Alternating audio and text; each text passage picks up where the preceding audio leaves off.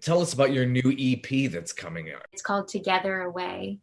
And I wrote the music for it actually pre-pandemic. And the idea has sort of blossomed, though, and takes on new meaning for me now. It was originally a reflection of being apart from loved ones on tour, or, from having lost loved ones in my life, and recognizing that even when somebody isn't directly next to you, there's still a way to feel connected, and that all of our loved ones that we have shared a connection with, even when we're far apart, we can still know that there's a closeness and trust that. So that's why I named it Together Away. And then the pandemic came, and now I feel like it's at first I was holding on to it and thinking maybe I wouldn't release it until things open up again and I can, tour and do it kind of like the way that I had originally thought about releasing music. And then as time went on, I was like, wow, there are a lot of people that I miss right now, that I'm apart from, that I love. And yet, here we are finding ways to still be connected and feel connected. And so it kind of shifted even more for me, and kind of then releasing it now feels like, oh, well, maybe things work out the way they work out for a reason. So I'm excited to share it. And I feel like it's also really exciting because I've done a lot of things musically with my career. I've done studio singing, and I've used my voice as an animation actress, and I've done, various things with symphonies and jazz bands, and I come from a theater background, so I've done some musicals and touring with that. But this is the first time that it's my songs, my story. Many of these songs I wrote while on tour with, something else where I'm singing other people's music. And then I would go to my dressing room, and often I would request to have a piano when that was possible, if we were in a performing arts center or something, so that I could be writing my own story. And so that's really special to kind of, to be in a situation where, there's no director, there's no producer saying, well, I already have this track written and we need you to, we want you to channel without any direction, just kind of like singing and trying to find that authentic voice. And what my story sounds like has been such a journey. And I'm excited to share that. That'll be the first time that that is out in the world, that it's something that, I'm lending my voice to my story. Yeah, and this comes at a great time. I wouldn't even have any trepidation about, releasing it or not releasing it. It's just we so need the music. Yeah. The timing really couldn't have been better. It's a great EP. I listened to it through a few times, and it just got such a wonderful, soulful, sweet delivery on all the tracks. It's just really amazing. Thank you so much. Yeah, I've seen some of these videos too. Are there videos to all of the songs on it, or just our most? No. Yeah, so there was a video for Changing Seasons, the first single that came out, and that we filmed on the apple orchard where I played a lot as a kid, which is also really fun because, when people ask, so are these the first songs that you've written? I always kind of laugh like, no, I think I've been writing my whole life, but it was always just sort of a form of play.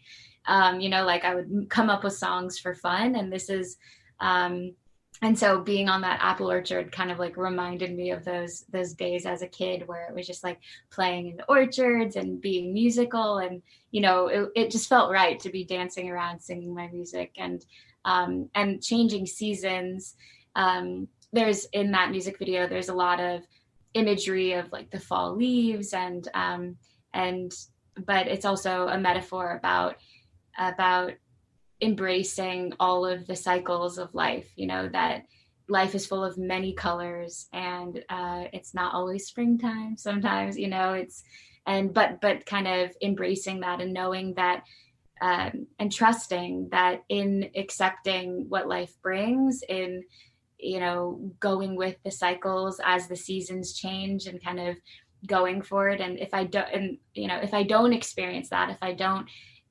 dive into the fullness of life or take a risk, as sharing music feels like, then I don't get to have all these wonderful metaphors to write with. I don't get all these enriching experiences to write with. So kind of embracing that journey. So I guess in that way, the song is one big metaphor itself.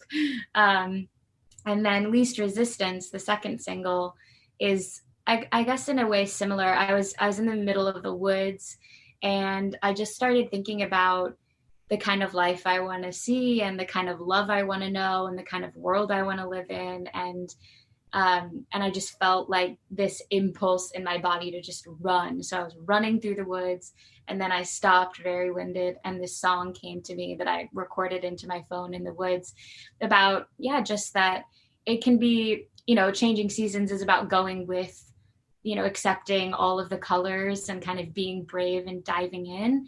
And Least Resistance is kind of saying, yes, that's important to go with the flow, but also sometimes to create that life that you really want, it is swimming upstream. It is making something happen, not just taking the jobs that come, or, kind of like just going with whatever is right in front of you. Sometimes it takes a specific, dedicated, rigorous effort to move in the direction of your heart and your dreams. And so that's what Least Resistance is about not just taking the path of least resistance and kind of flowing, that's not the way either. It's about embracing life fully, and also jumping in and taking the reins of your life and guiding where you want to be, which I think is kind of also how it feels to share music. It's like, oh, okay, I'm taking the reins. It's fun to be an actor and to step into someone else's shoes, but it's so different and in a way empowering to be like, this is my story. I'm making decisions, and I'm guiding my path and taking the reins and, directing myself. And that feels kind of empowering in another way. Not that being an actor is disempowering or being a studio singer is disempowering, but it is kind of the first time that it's not like 5 people on the other side of the glass while I'm in the booth giving me direction. It's kind of, I'm getting to take this blank canvas and paint the picture. And it's Least Resistance is like, okay, paint it, do the thing, What was it like recording this EP?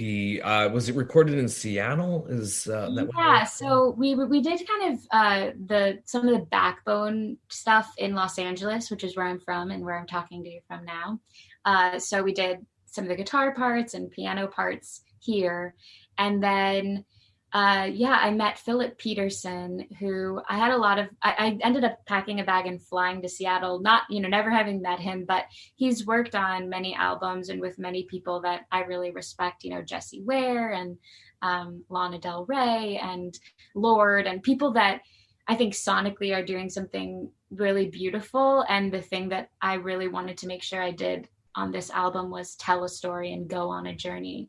I think perhaps because of my background in the theater, and some of my idols being like, Barbra Streisand and Judy Garland, and people who, yes, it's a beautiful sound, but like beyond the beauty, it's also going to take you on a journey. And it's like, you feel like they're just singing to that one person in the audience, and you're with them in this vulnerable moment. So it felt important to me to work with somebody who had a similar affinity for cinematic storytelling, going on a journey. And Philip is absolutely that. He helped together. We sort of, painted the picture, like the lines were sort of drawn in, but then we brought all this life to the canvas and kind of like created the journey. And I went there to work. Originally, we had agreed on working on the focus track of the EP, which is called Lover's Lullaby. And I sent him that, and I got on a plane. And by the time I landed and got to his studio with my suitcases, he played me what he'd been working on. I was like, oh, okay, I want to do the whole EP here. I want to finish it. So I immediately changed my flight, and we worked from sunrise to sunset for a week, and kind of knocked it all out. And then the mastering happened in Los Angeles, and the mixing in Los Angeles. But it was really special to go somewhere different and very green and very kind of separated from all the other kind of creative projects that that I often get swept up in, and just to be in this other beautiful place in the studio every day, carving away at this image and, painting on this canvas to tell this story or communicate this idea through this EP, which is sort of a concept EP.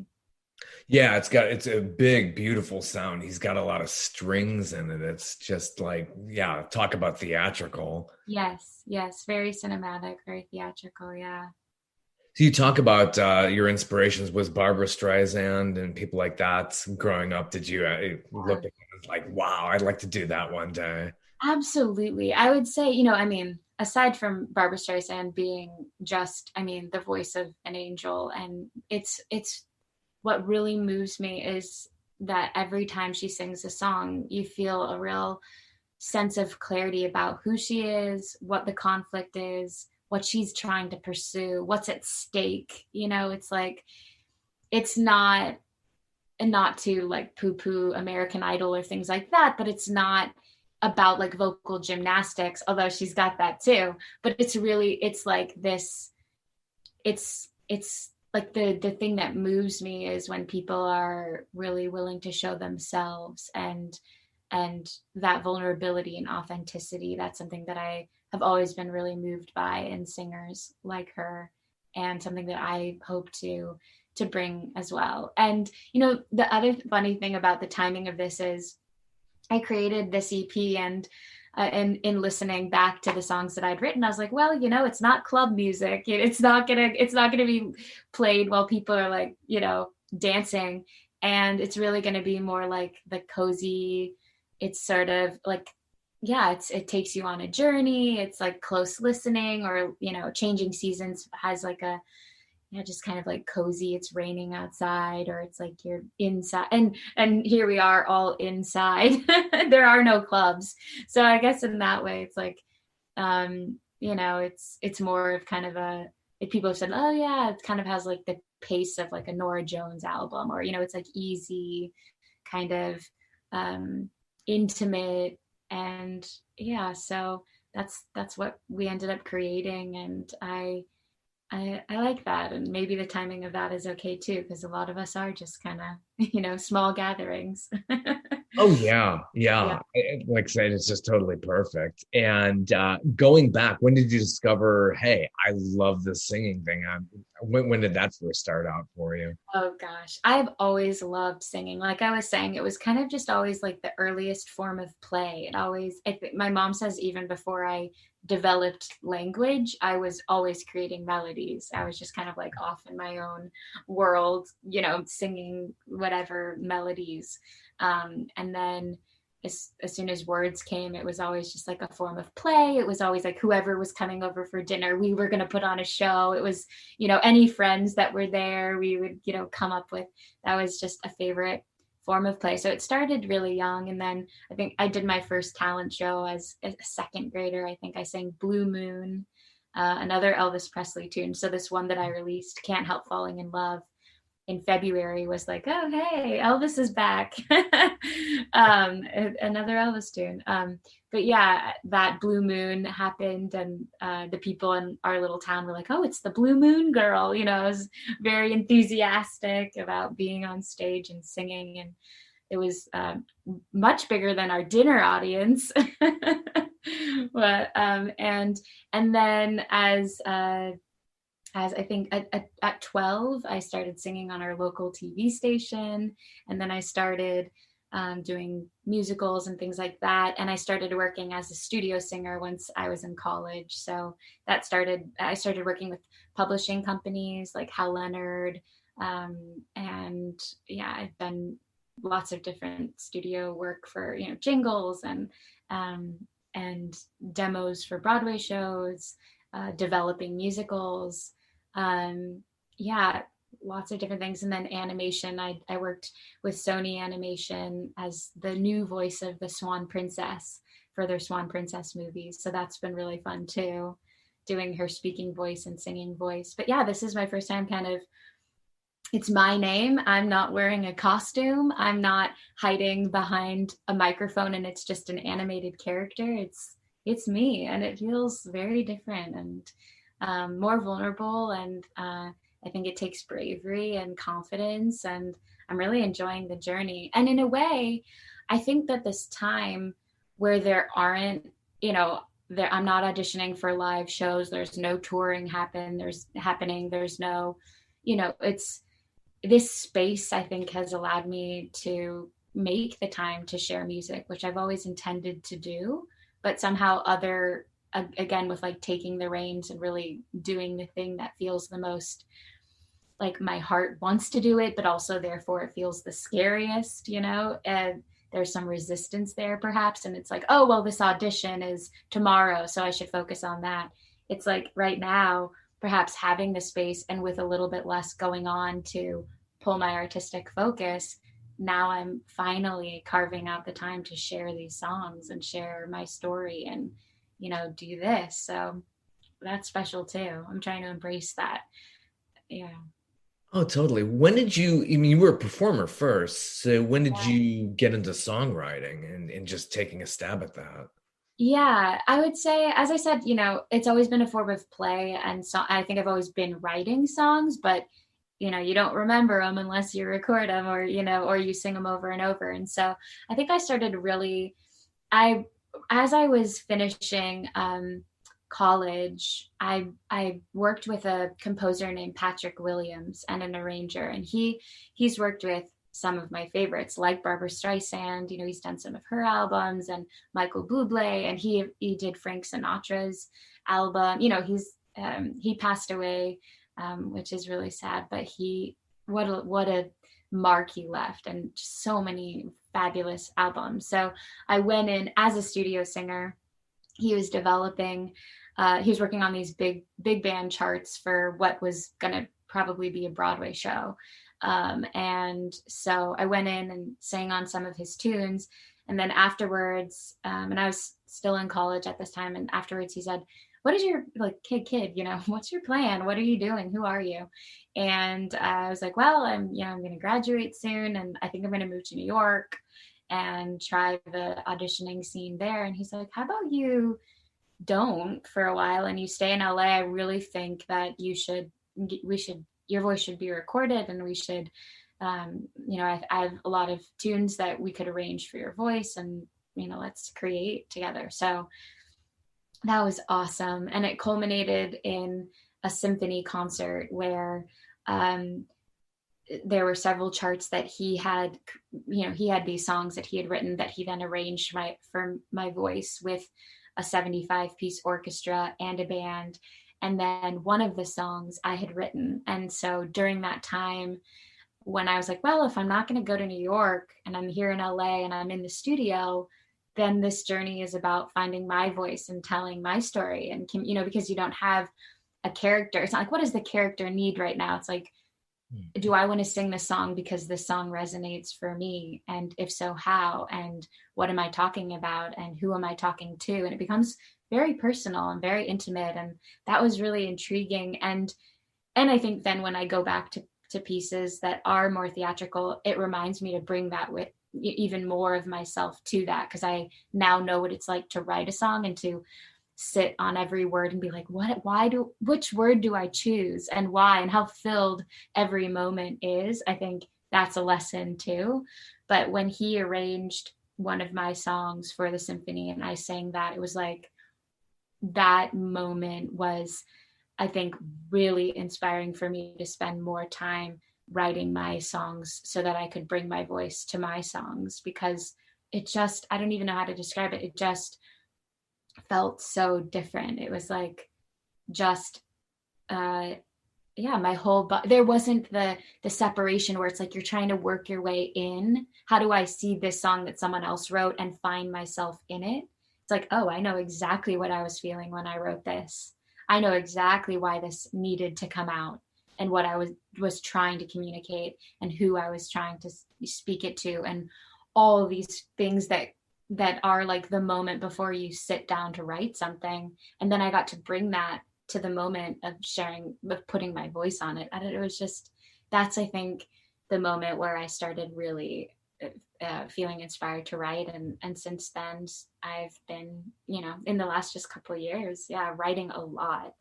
And it feels so good to think like, oh yeah, that's how I'm feeling.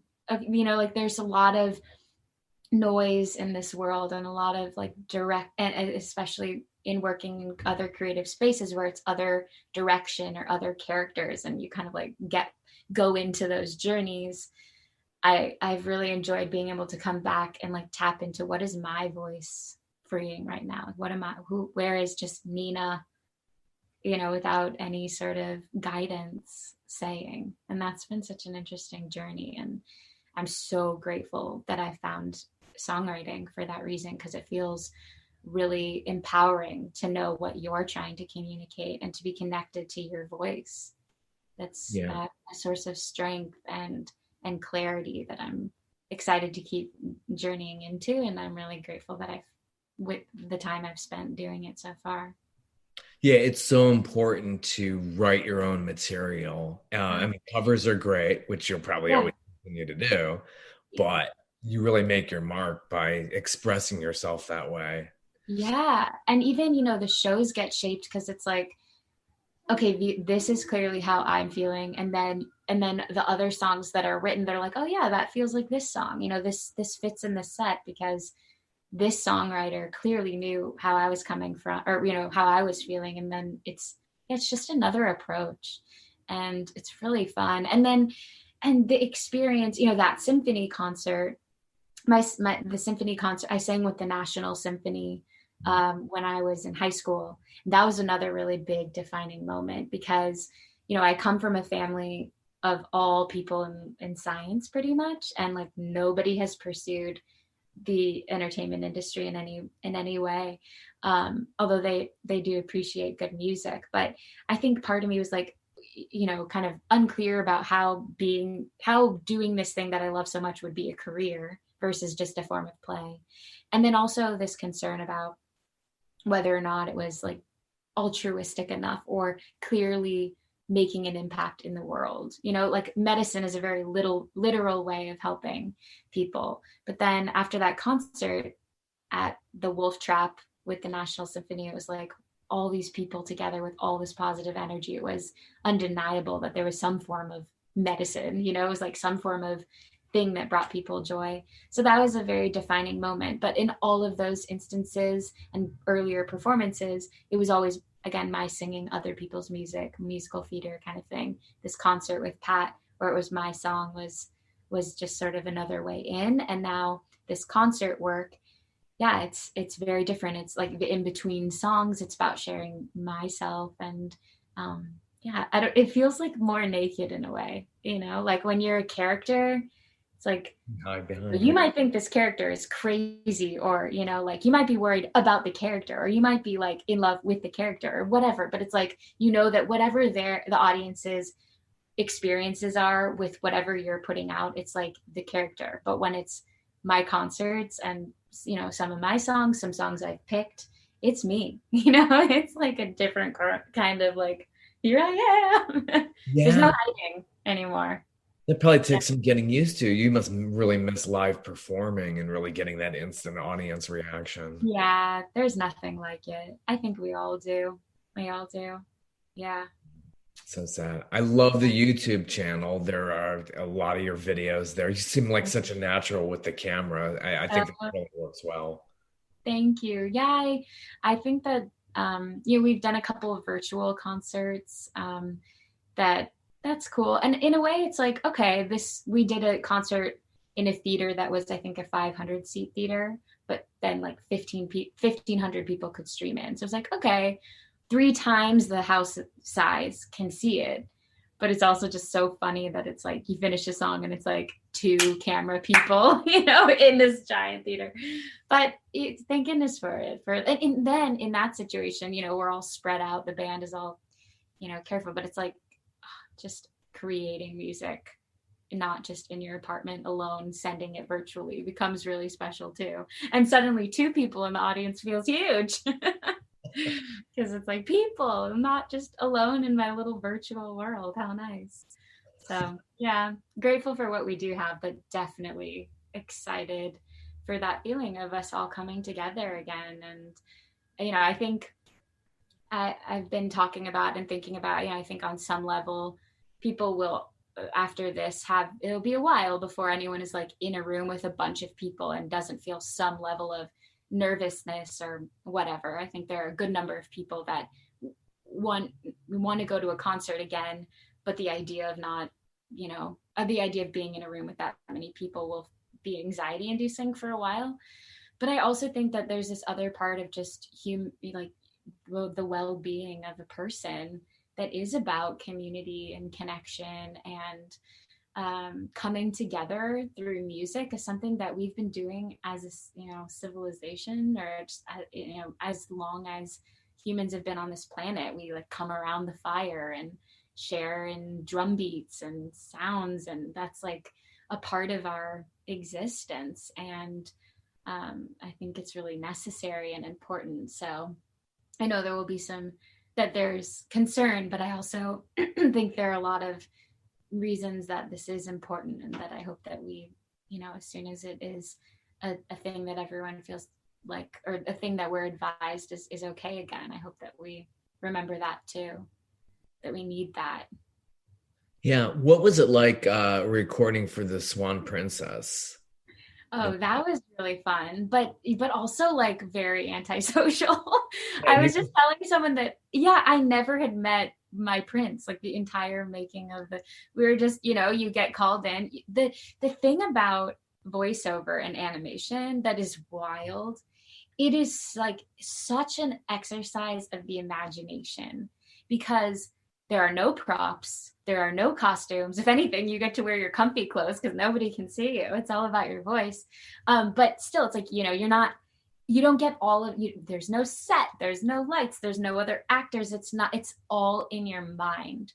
And so the work really becomes, yes, about finding your character, as you would if you were doing, a live action movie or a play, but also all this work to be like a director and an artistic director in a way too, because you have to really see it and be there, even though you're in, a studio with a glass wall and 6 producers staring at you, and, your one microphone. You're like in this whole world, and the only thing you have to pull from is your imagination. And then you got to bring it to life with your voice. That part is so strange and different, but fun. I like the challenge.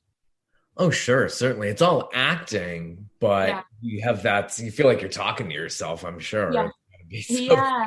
Or it's just kind of strange it's a challenge to remember that you're not, to like really, even though I've never seen this other character and I only hear his voice, it's like the actor, need to walk in the room on the day of recording and know exactly who I'm talking to. And it all has to be just this fantasy world that I created.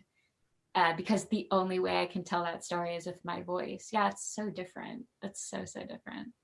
I Are you really, wanting to get into other types of acting, like your traditional on-screen roles? Have you tried like, yeah, I'm working right now actually on a project that is like kind of it's a indie movie musical kind of a thing. yeah. And that really interests me. And yeah, I mean, I'm open to, if I'm being creative and, telling a story and using my voice, I'm pretty excited about it. So yeah, I mean, and when I first, again, as a kid, I didn't really even know that having a career in this was possible, or I didn't know about animation acting. I didn't know about studio singing. I didn't know, it's like, I thought you could just, it was just Broadway or nothing. And there happens to be a lot of ways to use your voice, and to tell stories, and that's what I want to do. And all these different mediums just excite me.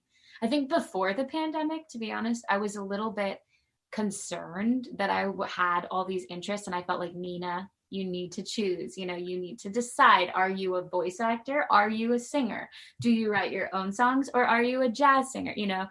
Like, you need to choose. And now I think, oh no, thank goodness that that I have all there are so many different ways to do these things that inspire me, which is to communicate, to tell a story, to go on a journey, to be vulnerable and authentic, and showing a human being who really wants something and needs something, and something is at stake. And yeah, just that journey that we get to go on when we connect with music and through storytelling. I think that's important and something I want to do. And now I'm just happy there are a lot of different ways to do it, because right now we happen to be a little bit, limited in some of them. Broadway isn't happening right now, so you know, Yeah, it's Broadway would be so nice to see you get up over there yeah, and that'd work be working fun. on. That would be fun. Yeah, yeah, I would be open to that. I love that. And there are a lot of people like Sarah Bareilles. Just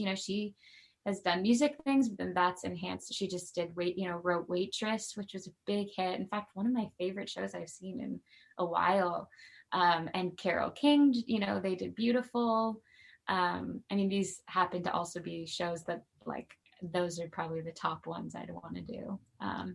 But I feel like I don't know exactly what all the connect the dots, like where I'm headed exactly, but I know that I'm just following my inspiration, and I know that I am trying to, show up and be here for the surprise, and also to, put my heart in focus into carving out time to do these things and to explore these things. And where I end up, who knows?